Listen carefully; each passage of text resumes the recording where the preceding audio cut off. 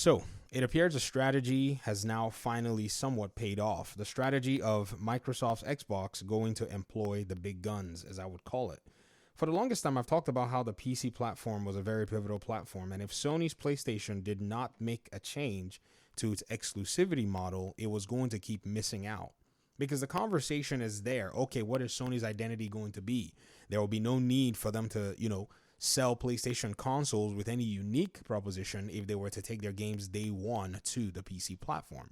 Already, it seems like there's a lot of gamers that can actually fund all of these platforms as it stands.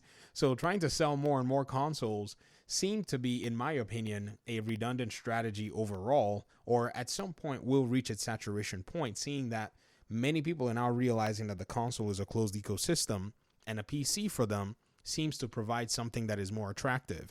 The flexibility, the freedom to be able to use your hardware as you choose and not necessarily be locked down into an ecosystem, or even making extra payments in terms of other services that are afforded to you on console, whereas you can get them for free on PC, like playing online. So when you think about all of this, it appears to me that the PC platform continues to be more and more attractive. Just a few years ago, a lot of people were probably not even talking about getting a gaming PC. But I remember NPD did some research and found out in 2016 that the PC gaming market had actually skyrocketed by about $1 billion. At the time, it was about $1.2 billion. That data has since been taken down from them. But I remember citing it in a video in 2018 where I made my case that Marvel Spider-Man, which is the 2018 version, needed to come to PC to leverage that market. Apparently, it seems Sony saw that the market was a thing and seems to have been testing, putting their games on here every 2 years. And in my opinion, those games seem to be selling well for 2-year-old games. However, there's the market pressure. Other publishers and other developers are still making games, and it will continue to compete for the PC market's audience and attention. Sony's best strategy is that they can bring these games day one. Seeing how Microsoft, in the face of actually having a lowered sale in consoles, received a lot of, in my opinion, bag from the PC community and their Game Pass subscriptions overall, it appears to me that you can actually have a strategy where you can still maintain some level of exclusivity, still remain profitable, even when your consoles are not being pushed. Because if you think about 2023 in general, Marvel Spider-Man 2 is the only first-party exclusive that is released with the PlayStation console. Now, we're going to get some bundles that actually kind of maybe pushed in from last year to this year, and possibly even third-party bundles, because the Call of Duty bundle right now belongs to Microsoft. So it's not even a PlayStation, timed exclusive deal or whatnot that is, in their own coffers with Activision. It is now basically them selling their consoles with a Microsoft game on there. The market has changed. It seems to me that Sony also wants to go ahead and start pursuing this live service thing even more, because from the news that we're hearing from David Haffey, the creator of God of War, and from what he claims to be his sources within Sony, it appears that the head of a lot of the video games in terms of the single player titles that we've seen in a while seems to have been, in a sense, fired. Now, if this is true, because I can't verify if this is true or not, I just have to take his word for it. But if this is true, then it seems to me that the 60% shift to games as a service that Sony had, in a sense, announced in terms of their investment to game development, it seems like that is going to become a reality. A lot of Sony developers who may be, in a sense, against, working on live service games, they may be in a position where they have to polish up their resume and, broaden their skill sets, because it seems like that's the next step for Sony right now, of which almost, if not all, these live service games are going to find themselves on PC day one, and possibly they're going to find themselves on maybe even the Xbox platform. It depends. But when you think about this changing trend in the market, I don't see any need for Sony to continue to leave their games on PlayStation as timed exclusives anyways, when in reality they're just going to bring it to PC after 2 years. So what is the point of trying to make everybody think you're, an exclusive ecosystem like Nintendo when you really aren't? Because Nintendo already has its unique selling point. They create a toy-like ecosystem, and a lot of people who are their audiences are kind of bound to their content.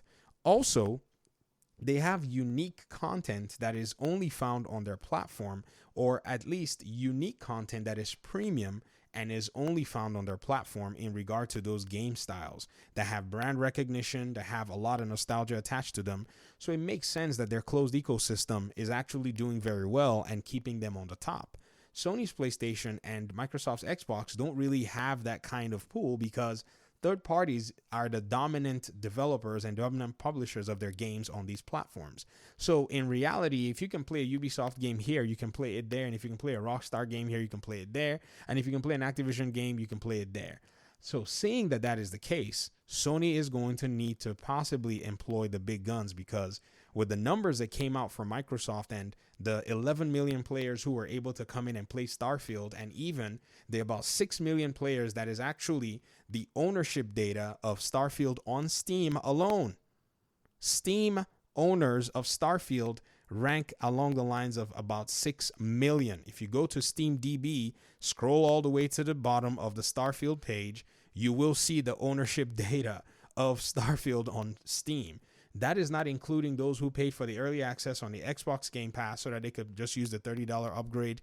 That's not even counting those who have actually made the purchase now, having played the game, because they were able to try it out on premium. And that's not even to count those who didn't even use the premium version. They just used the regular Game Pass subscription. They probably dialed in with the game. They made progress and they were like, man, I've already made a lot of progress here. I might as well just go ahead and buy the game. This is why we've seen that number also skyrocket by another 1 million plus, or maybe even more, because they only said it's reached over 11 million. I think Microsoft is trying to keep that data under wraps, but in my opinion, I think that number is more than 11 million. I mean, obviously the report says more than 11 million, but I think that number is skyrocketing very fast.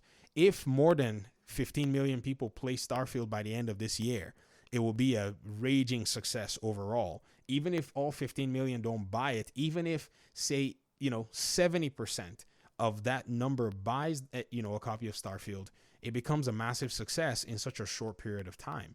This is something that PlayStation games take years to be able to achieve and attain. Horizon Forbidden West right now is just reaching its 11 million mark after having stayed on the shelves for over a year to be able to get those numbers.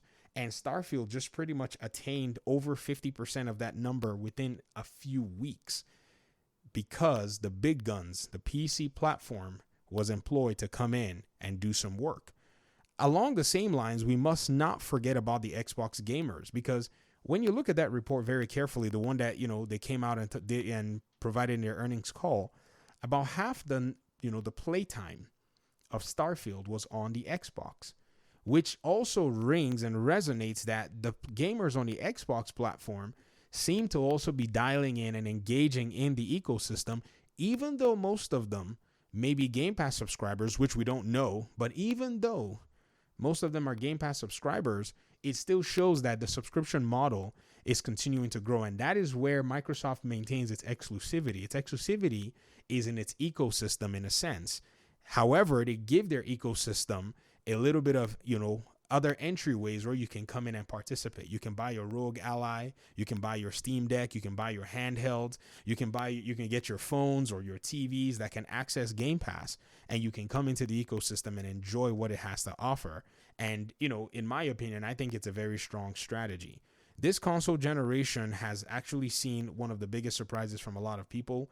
I'm not really too surprised. I knew in my mind anyways that it seemed Xbox wanted to come in and play, especially when the news started to float that, they wanted to acquire Warner Brothers, or even when the news started to float that, they were coming in with Game Pass heavy and all of those things with the new generation. It just seemed like they were continuing to work hard and not necessarily go to sleep, while Sony had just enjoyed, the boost from the PlayStation 4 generation and coming in. It seemed like Xbox was just working. So, ladies and gentlemen, those of you who love the exclusives, if you think that the model is still sustainable for PlayStation at the moment to keep up with competition, I'd say maybe yes for now, but I don't know how long it's going to be, because the way the market is shifting, my prediction is a lot of the third-party publishers that have partnered with PlayStation in the past may eventually start to back away because they see the prospects on the PC side. I mean, look at Final Fantasy and look at, even a game like, Forspoken. Forspoken, I don't know how much it sold, but it doesn't seem like it sold too bad. But it's, proposition is not as strong as the Final Fantasy proposition. The Final Fantasy proposition is one that has a lot of fans across the board, including PC. I think Final Fantasy, 16 would have probably gotten close to 9 million copies if it just opened up the ecosystem to the PC platform. The PC players that like Final Fantasy are a lot. Many of them don't want to buy a PlayStation 5. Many of them see no reason to buy PlayStation 5s, especially when they can take that money and get some of the latest and existing and exciting PC hardware that's out there. Those people that go on PC, once they dial in, the excitement is for their machine to just become better and better. Everybody on PC that, starts to dial into their ecosystem wants to become Tony Stark. So the power fantasy, in a sense, and I'll put it that way, is that you have really solid, strong hardware. Why would you take $500 of your money that you can put into the latest GPU, a CPU upgrade, and go buy a console? It really makes no sense unless you already have bought the console, or maybe you didn't necessarily care, and then you went ahead and purchased the console. But it's a very hard sell, especially, in this point that we're in the hardware market. So Sony can continue to push hardware. Maybe that might be profitable for them, but it appears that Xbox's strategy sees that you can still be profitable even when your console sales are down, as long as you have your good old buddy, the PC platform, that's backing you up. So think about this. Let me know your thoughts in the comment section. Hopefully we'll talk pretty soon in another one. Peace out.